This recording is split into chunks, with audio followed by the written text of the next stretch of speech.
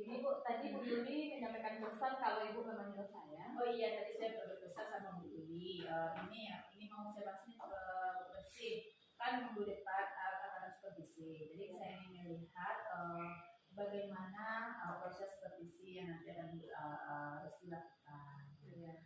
Nah, jadi sebelum kita melakukan supervisi, Ibu Lesti masih ingat nggak apa potensi yang yang perlu dilakukan dalam supervisi yang seperti ini? Jadi kompetensi yang harus dikuasai itu ada 3 Bu. Yang pertama kehadiran penuh, lalu yang kedua bagaimana saya bisa mendengarkan secara aktif, lalu yang ketiga mengutarakan pertanyaan yang berbobot. Ya, berarti ada 3 dari kompetensi yang kita kembangkan dalam supervisi ini. Bu, ya. Mungkin dari yang 3 ini, yang mana yang ingin dikembangkan? Iya. Jadi dari yang 3 ini rasanya saya mau melatih lagi yang kesadaran penuh nih. Ya. Terkadang saya rasanya masih kurang fokus atau kurang mengikuti secara penuh apa yang disampaikan. Mungkin itu. Oh ya, berarti kesadaran penuh. Ya. Berarti itu yang perlu harus dikembangkan. Dan kesadaran penuh ini, kira-kira indikatornya yang nilainya seperti apa, Bos? Ya, berarti kalau menurut saya kompetensi ini bisa tercapai jika saya benar-benar ikut di dalam apa yang disampaikan oleh si Uci, kemudian saya tidak melakukan hal-hal lain, ya saya fokus, saya mendengar seksama lah. Berarti intinya di sana kita jadi pendengar ya? Iya, menjadi pendengar dan mengikuti. Bukan tujuannya seperti apa nanti?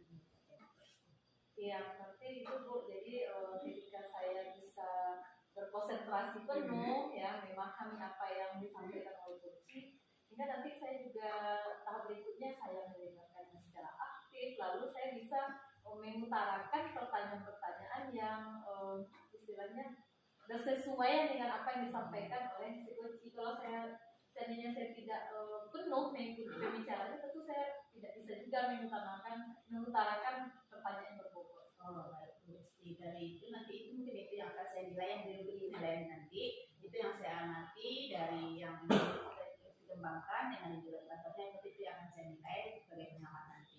Baik, Bu Lesti, mungkin itu dulu persiapan kita untuk supervisinya. Terima kasih atas kehadiran Bu Lesti. Saya ucapkan terima kasih. Mungkin ada dari Bu Lesti. Nah, cuma nanti lokasinya di tempat yang sudah ditentukan. Iya, di sana saja. Oke, terima kasih. Terima kasih Bu. Saya permisi dulu ya. Ya, itu Bu Lesti.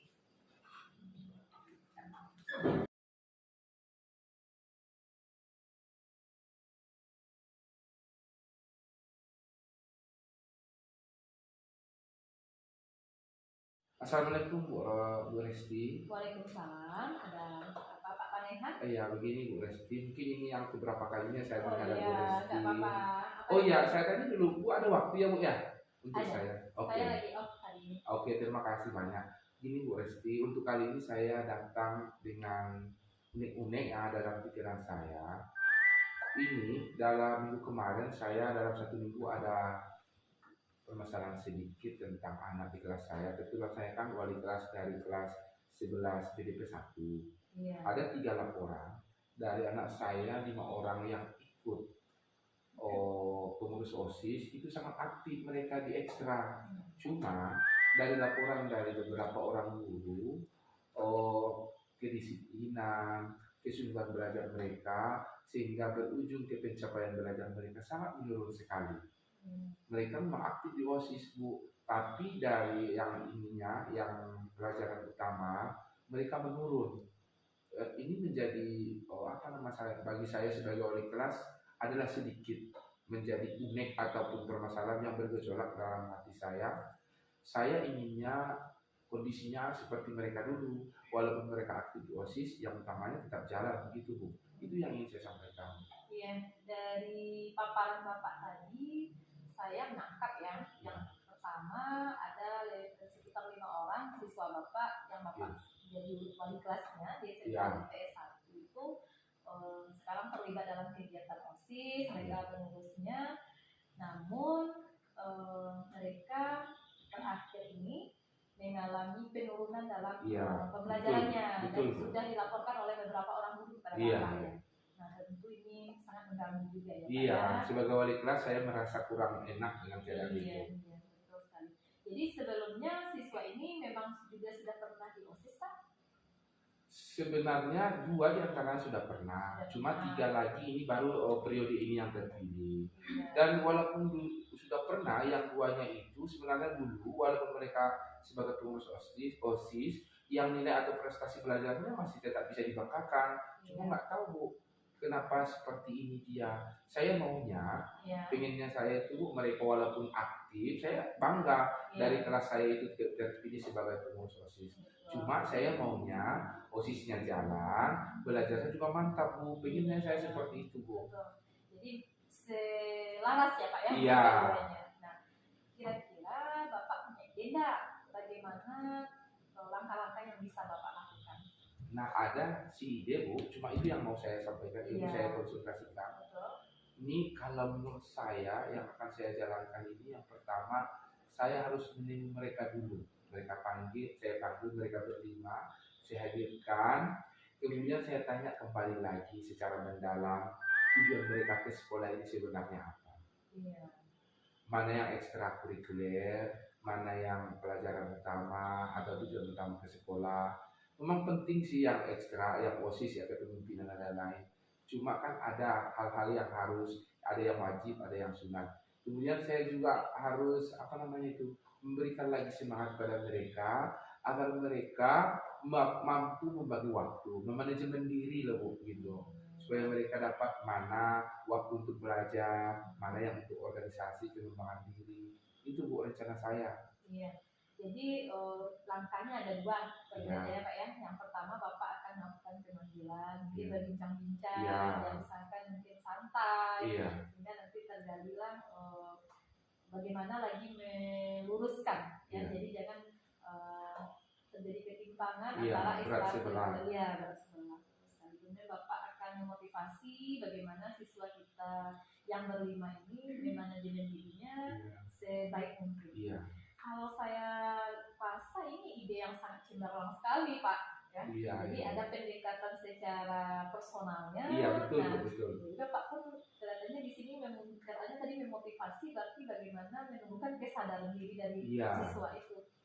Saya setuju juga ini Pak idenya Bapak ya. Nah, kira-kira apa nih mau Bapak laksanakan? Kebetulan sibuk besok, saya ada jam terakhir dengan di kelas saya. Nanti setelah pulang sekolah, rencana saya akan melebihkan waktu dulu, memberikan perhatian khusus untuk anak yang 5 ini.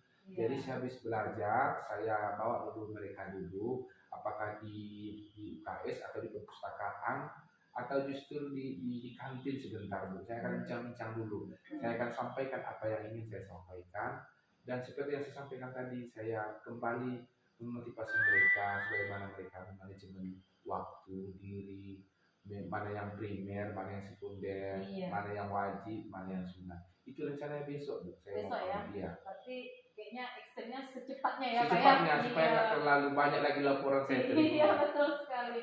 Jadi lah Pak, saya sangat mendukung sekali ide yang Bapak sampaikan. Mudah-mudahan ini bisa terlaksana dengan baik. Namun Bapak jangan lupa nanti ya, kasih juga saya kabar. Ya. Oh iya Bu. Nah bagaimana hasil dari rencana yang sudah Bapak lakukan? Iya Bu, saya akan mengabari Ibu, tapi nanti setelah saya melakukan pemanggilan tahap ini, saya lihat dulu 1 minggu ya prosesnya, apakah ada peningkatan, apakah ada dampak dari yang saya lakukan. Nanti bagaimanapun dampaknya, apakah ada perubahan atau masih tetap, saya akan kabarkan Ibu. Saya akan menunggu STO Bu. Iya, terima kasih Pak Panehan, saya tunggu ya kabar baiknya. Iya, pasti Bu, insya Allah. Iya. Oke, kira-kira apa sih Pak yang mau kita diskusikan? Oh, untuk sementara saya kira, apalagi Bu, saya terbatas waktu, nanti jam keempat saya akan masuk lagi Bu. Untuk sementara segitu aja mungkin dulu ya. Baiklah Pak, tidak apa-apa, kalau begitu kita cukupkan saja. Iya, terima kasih Bu ya atas waktunya. Sama-sama Pak. Iya, sampai jumpa. Assalamualaikum. Waalaikumsalam Pak.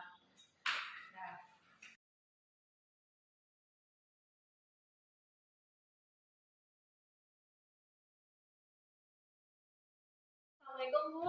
Waalaikumsalam warahmatullahi wabarakatuh. Iya. Gimana kabarnya? Alhamdulillah saya sehat Bu. Ya, Ada apa ya Bu? oke. Ibu memanggil saya? Oke, untuk berita supervisi kemarin kita sudah terlakukan Iya. ya Bu Resti. Iya. Saya ingin memberikan melihat ya kondisinya. Gimana perasaan Bu Resti setelah melakukan supervisi kemarin? Setelah melakukan kegiatan kemarin, saya rasanya senang Bu. Ya, saya merasa senang. Walaupun saya menyadari tidak mungkin sempurna semuanya, tapi saya merasa senang dan saya puas Bu ya. Karena yang saya ingat, kompetensi yang ingin saya kembangkan sepertinya sudah bisa tercapai. Kompetensi yang kemarin dikembangkan hasilnya apa sih? Iya, saya ingin mengembangkan kompetensi bagaimana hadir secara penuh selama kegiatan coaching. Nah, kemarin itu waktu saya dengan Bapak Panaihan, saya benar-benar menyimak dengan seksama apa yang disampaikan oleh Pak Panaihan. Saya berusaha fokus, tidak memikirkan hal lain gitu. Sehingga berlanjut juga dengan tahap berikutnya, saya mendengarkan secara aktif, lalu dengan saya berkonsentrasi penuh, sehingga saya bisa mengutarakan pertanyaan-pertanyaan yang memang bisa menggiring ke bagaimana Pak Panaihan mengemukakan ide-idenya, sehingga pertanyaan saya ini berbobot. Seperti itu Bu, yang saya rasakan, tapi saya nggak tahu lah Bu bagaimana dengan pengamatan Ibu. Oh iya, Resti, pertama perasaan sudah senang ya. Iya, betul Berarti sekali. apa kompetensi yang Ibu Resti kembangkan sudah tercapai dengan kegiatan supervisi kemarin.